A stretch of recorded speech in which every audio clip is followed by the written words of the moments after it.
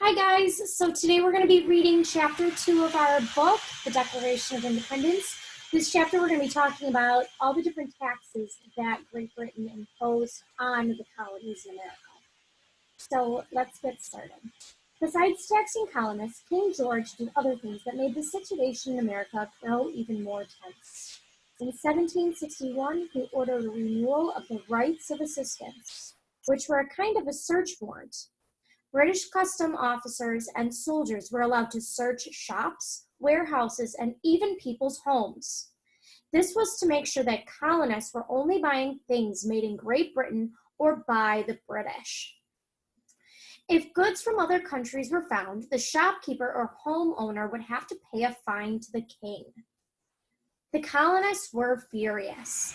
It was one thing to search a warehouse or even a shop, but searching people's homes was an outrage. James Otis, a lawyer from Massachusetts, went to court. He tried to get the searches to stop.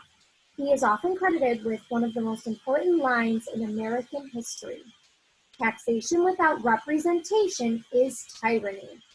This idea is that it's completely wrong to tax people without letting them have a voice in the matter, would become a rallying cry for the American colonists.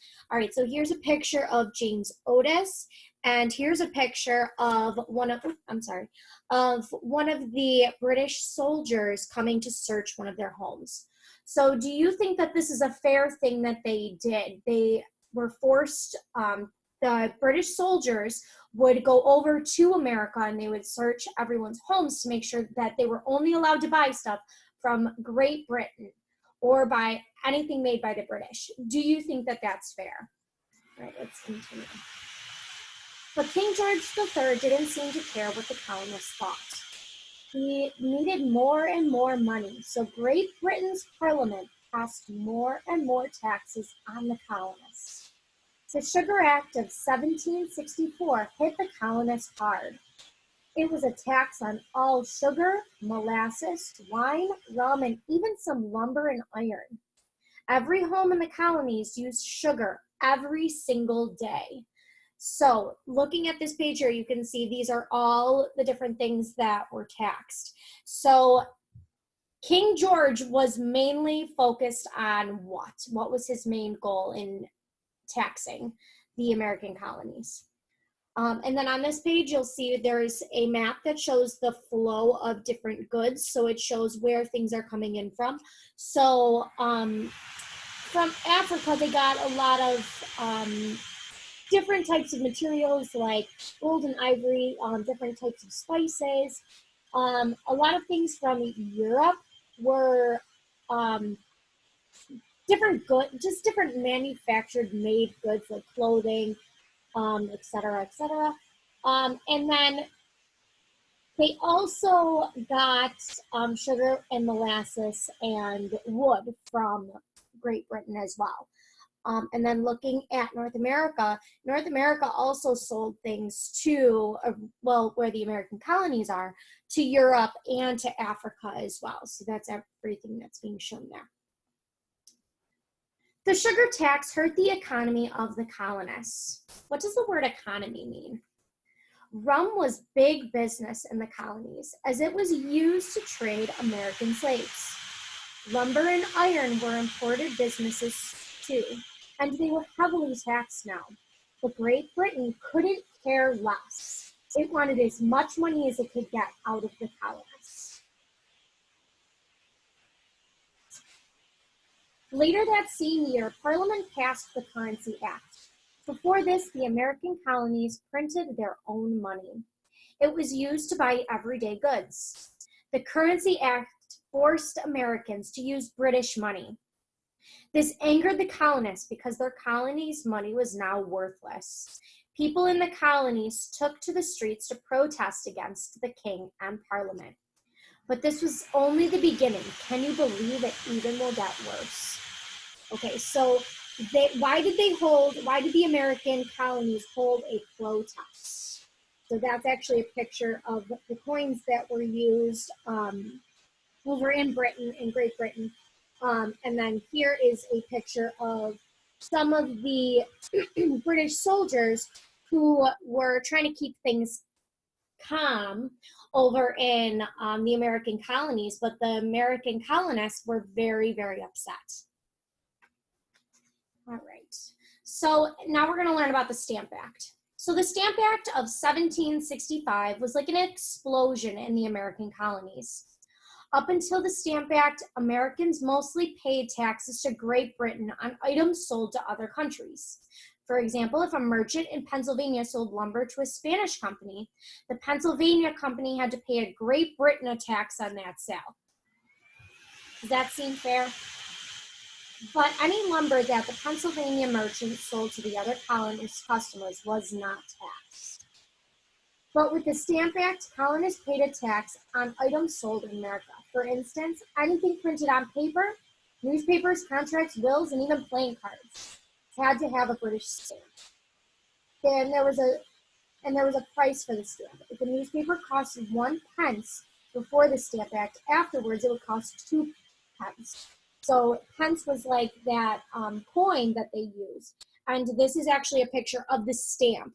So this stamp right here, just to show that the American colonists were controlled by Britain, they stuck this stamp on there, and it doubled how much everything cost. Where did I leave off? The Stamp Act affected every colonist, and all of them hated it. Riots broke out across the colonies. In Boston, a man named Samuel Adams urged colonists to fight back. First, they stormed to the office of the British Tax Commissioner. The commissioner collected all the taxes for Great Britain. Then protesters went to his home. He was so frightened by the crowd that he quit his job the very next day. In New York, 2,000 of angry colonists ransacked the house of the British Major Thomas James. Why? He boasted that he would ram the stamp tax down colonists' throat at the point of a sword. So why do you think the colonists reacted the way that they did? So we have learned about protests in the past. We know that when African Americans were protesting for equal rights, they protested in one certain way. How is the way that the colonists are protesting different from the way that the African Americans protested? It was only after colonists stopped buying British goods that Parliament ended the Stamp Act. The plan had backfired. Did that put an end to the trouble? No. King George and Parliament came up with a new tax scheme. It was called the Townshend Act. The 1767 Act taxed all colonial paints, oils, and glass. And one other thing, tea. Again, people in the colonies rebelled. They protested in the streets and they boycotted, which means that they refused to buy goods. And what type of goods do you think that those were? What type of goods did they refuse to buy? This was hard on many households. Only the British sold certain things that most colonial families depended on. It was not easy giving up those things. What colonists minded the most was doing without tea.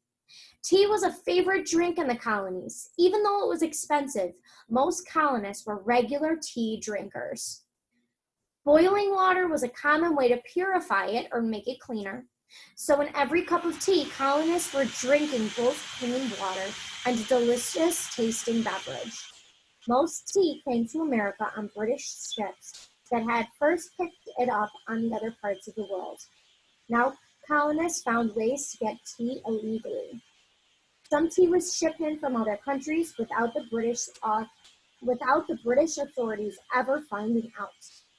Some tea was grown in America, including teas made of mint and really hickory. That's weird. I thought that was like a type of wood. Somebody looked that up. Hickory tea. The colonists agreed to tough it out and continue the boycotts. But it was important to make the king and parliament understand how fed up they were over these taxes. Eventually, the boycott was a success, or mostly a success. Once again, Great Britain was losing too much money. So Parliament did away with the taxes on glass, paper, and sugar in 1770. In fact, they got rid of almost everything in the Town Study Act. Only one tax was left in place, the tax on tea. Surely the colonists would get to see how reasonable the king and the British government were being. So what did that last statement there, I'm going to reread it for you. Surely the colonists would see how reasonable, that also means to be fair, the king and the British government were being. Do you think that they really were being fair by getting rid of most of the taxes on glass, paper, and sugar and only taxing them on the tea? Is that still fair? All right, so let's read one more page on the teas and the colonies. So the tradition of drinking tea came across the Atlantic Ocean with the first British settlers of the New World. Tea became popular throughout the colonies. Big cities like New York and Philadelphia had many tea gardens where tea was served in the finest porcelain, or sometimes in silver cups. Even in tiny rural towns, American colonists enjoyed drinking tea.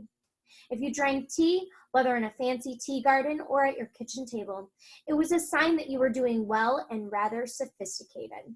So based on what they're telling us here, so you can see here's like an old-fashioned tea place setting where you can see the teapots and the teacups and the little plates that they were put on.